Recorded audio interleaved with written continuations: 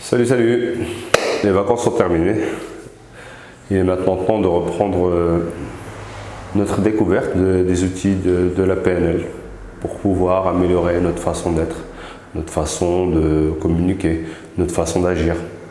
Là, j'ai décidé de te présenter une série de vidéos autour de ce qu'on appelle les métaprogrammes.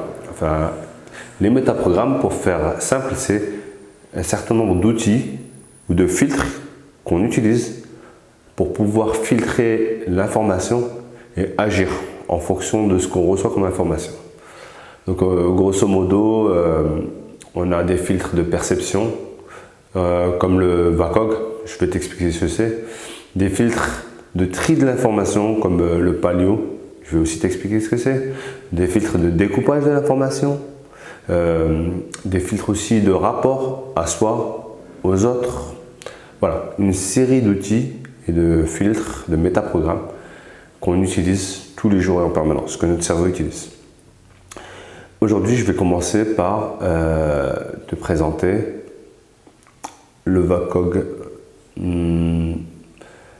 et son utilisation, comment on peut l'utiliser pour pouvoir comprendre l'autre, se comprendre soi-même et puis agir en conséquence. Alors le VACOG, qu'est-ce que c'est?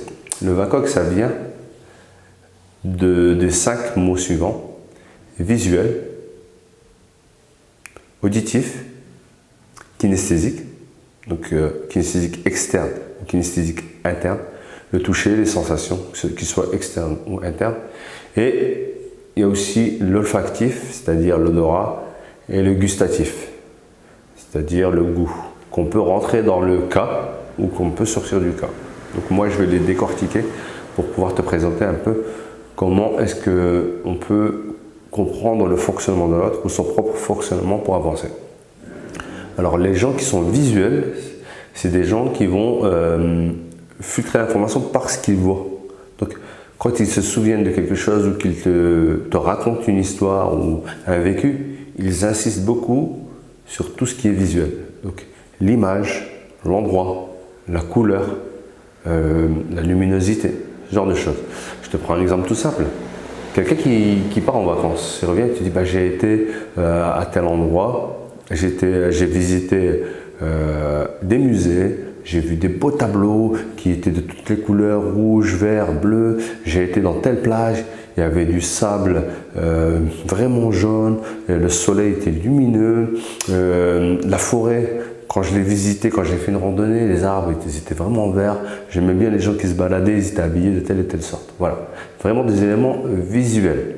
Okay, celui qui est plutôt auditif, lui, quand il va discuter avec toi, quand il va te raconter une histoire, il va s'attacher à des expressions, donc ce qu'on appelle des prédicats, qui vont plutôt rappeler le domaine de l'auditif.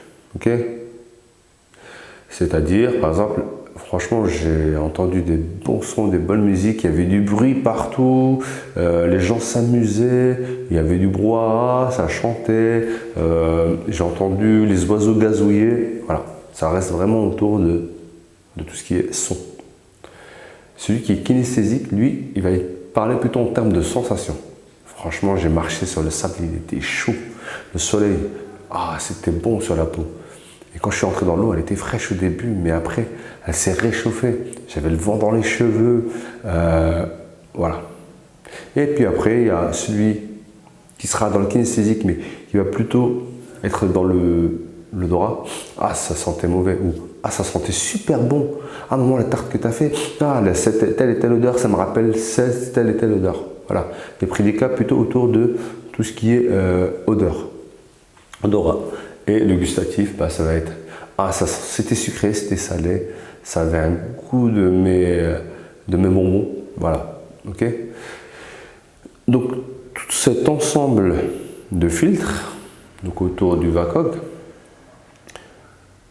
permettent de savoir comment décortiquer l'information, comment s'adresser à l'autre. Par exemple, moi dans mes accompagnements tous les jours, si j'entends qu'une personne est plutôt visuelle, je vais soit aller sur son champ, donc parler moi aussi d'images, de lumière, de couleur, ce qui va lui parler, ça va me permettre d'établir le contact, établir le rapport.